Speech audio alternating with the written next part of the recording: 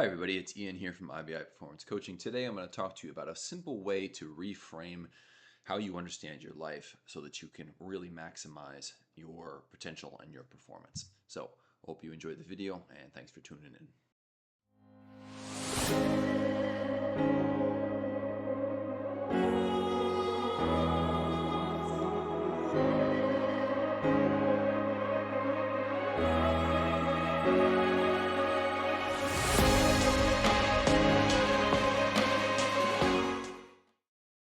What we're going to talk about today is how your conception of your past, your present, and your future, particularly focused on yourself in each of those different temporal frames, affects how you understand your life and your worldview. This might sound super esoteric, it might sound very conceptual, and it is indeed conceptual, but I'm going to make it really simple and very practical for you. And I'm going to be drawing a lot on Stoic philosophy here. So if you're familiar with Stoic philosophy, you'll probably recognize a lot of the things I'm talking about, though I'm going to be putting a bit of a twist on them. If you're not familiar with it, well, please allow this to be your introduction to these concepts. In Stoicism, we have a term that is at the core of Stoic practice called prosoke. And prosoke is a bit of a combination of elements. In a lot of spiritual practices, let's say Buddhism is probably the most famous one, something like mindfulness is at the real core of the religious or spiritual practice. Prosoke is a combination of mindfulness with something else, which is purposefulness. So I like to say it's a combination, it is the integration or the synthesis of being present and being purposeful. Now you might be wondering how it's possible to do both of those things.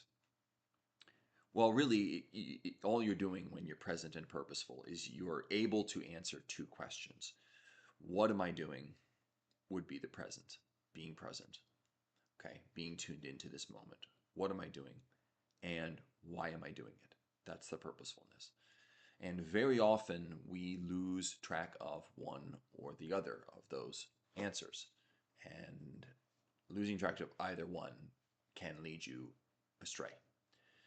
I am not somebody who thinks that just being mindful is sufficient to, transform your life, because I have been mindful many times when I was drinking too much alcohol or indulging in some other way that long-term wasn't aligned with my purpose.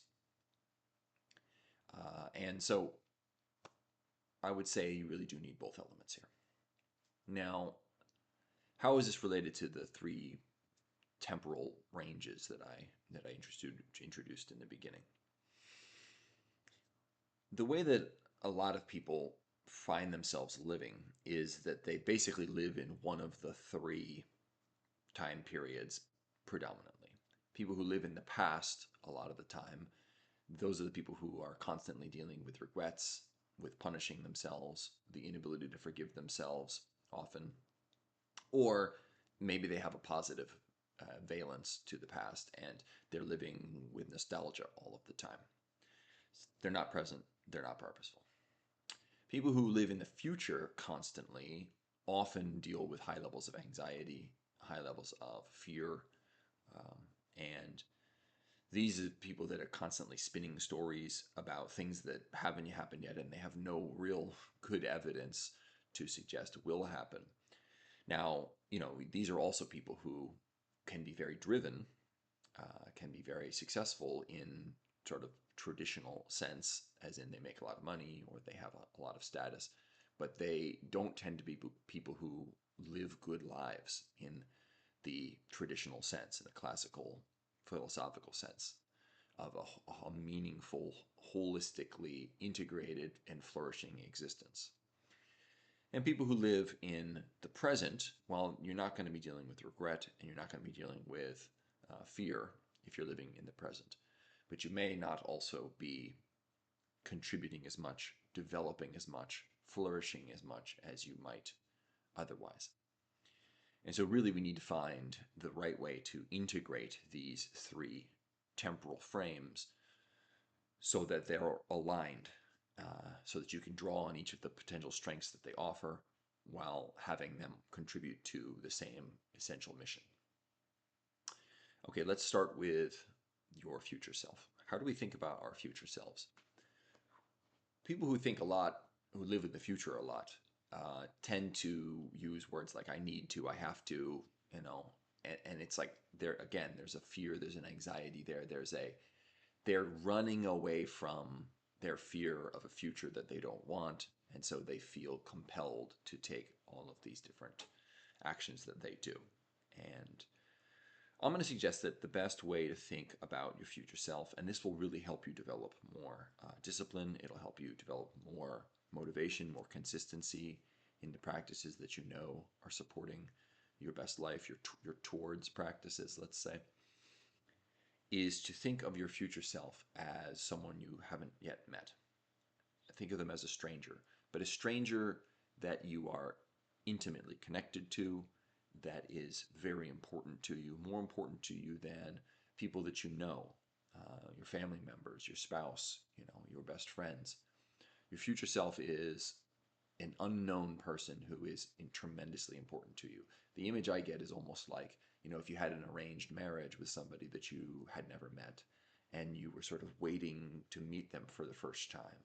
That feeling of this person is going to be an integral person in my life, in my happiness. And so I want the best for them. I'm going to, make sure that I'm the best version of me for them. So if you think of your future self as a different person, because in truth, it is a different person. The you that you are now is not the you that you will be even 5 minutes from now. Sure, there may be some consistencies there, but you can't step in the same river twice. Okay, so this is a different person. Thinking about it as a different person, the approach that you're taking to your present moment actions shifts from one of necessity of being compelled to one of kindness. What can I do for this person? It's like a pro-social sort of mentality. I'm doing this for that other person. And it is entirely possible to be mindful and kind at the same time. In fact, mindfulness and kindness go very well together. If you've ever tried, once you become mindful, you tend to be a lot more kind, a lot more patient, a lot more giving, a lot more considerate. And that's all we're asking you to do here, is to become considerate for somebody that you haven't yet met, but who's important to you, your future self. In Stoicism, there's a concept called oikeiosis, which is the expanding circle of concern.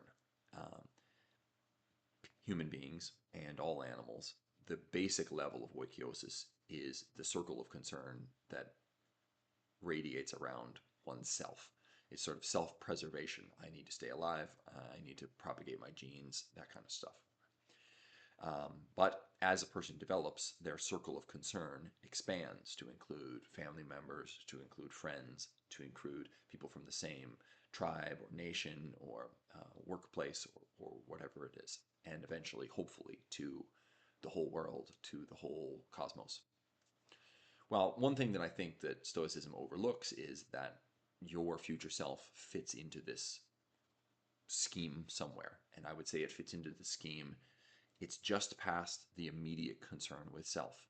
So if you are trying to protect yourself from, a bear attack, that's a very present, focused concern for self. Your circle of concern is going to shrink down. But just outside that is the circle of concern that can include this future self that you haven't met yet. So let's think about that person in that way. All right, let's talk about the past now. How do we think about the past? Well, your past self is equally, though slightly differently, someone that you haven't actually met. You have greater knowledge of them. You sort of know who they were. They're more like a historical figure in a very literal sense because they no longer exist. But they're a historical figure that made sacrifices, that did the challenging things, that made hard decisions, to give you the current life that you have, the opportunities that you have, the quality of life that you get to enjoy. And even if they didn't, it doesn't mean that you can't look at them with gratitude for pushing through a difficult situation. Looking at your past self with judgment, with like self remonstration, where you're, casting aspersion, saying, well, why didn't I make a different decision? Why did I do that? Oh, I'm such an idiot. I should have done that. There is nothing positive about that, nothing redeeming about that. Looking back and saying, I did, that person, let's say, not I, he or she or they or whatever you want to say, did the best that they could in the situation they had, and I'm grateful for that because it's given me the opportunities that I currently have. That shift from judgment to gratitude is immensely powerful, because when you're feeling grateful, just about everything else gets better. Your cognitive performance gets better. Your overall emotional health gets better, and your capacity to be kind to your future self is going to increase as well. And so there is a sort of reinforcing feedback loop here that will just drive you ever upward. So gratitude is the proper approach to your past self, to that person in the past who you never actually met. Okay, so these are the ways that we think about our different selves. Now let's tie a bow around this. Your past was fated. It's fate. Whatever happened, it had to happen that way. Whatever you did, you had to do it that way. And so there's really nothing you can do but draw strength from that. Be grateful that it turned out the way that it did, because it's brought you to where you are now. Your present is fact. We have to accept the facts of the present. This is at the core of Stoic philosophy. Accept what is not under your control. And the facts of the present, the fact that, I'm sitting here right now, the fact that it's a cloudy day outside, the fact that I have whatever money I do in the bank and whatever job I have and whatever relationships I'm in, and these are all facts of the present. And they are to be accepted. However, that does not mean that you cannot act to change them, because the moment you move from the present to the future, it becomes fiction. Anything that you tell yourself about your future is a fiction. It's imagined. You're creating it. And so if I think that the fact is that this is the job I have at present, that does not imply that that is the job that I will have at any future time, even 2 seconds from now. All of that is fiction. And so when we're thinking about fiction, the only thing we can do there is create it. And who are we creating it for? Not for ourselves. We're creating it for that person, the person who will live that fiction that we get to create. So we want to create a great fiction for them, don't we? We want to write the best story we can. Okay, so there you have this reframe. Again, pretty conceptual, but honestly, thinking about yourself in these terms, these sort of separations of self, is a way to sort of counterintuitively really integrate your concern for these different selves, to bring together being present and also being purposeful, which, according to Stoicism, is the core capacity for living a good life. All right, let me know if you have any questions down below. Thank you so much for just paying attention. I really appreciate it. And of course, to those who support the channel in the ways that you know how to support it. If you're interested in getting in touch, my email address is down below. There's a Facebook group as well, and there are a bunch of courses. I just put out a new one, but I will be sharing that in a little while. And this one's focused on leadership, not strictly focused on exercise and stuff. So look forward to that. Okay, thank you so much, everyone. Take it easy.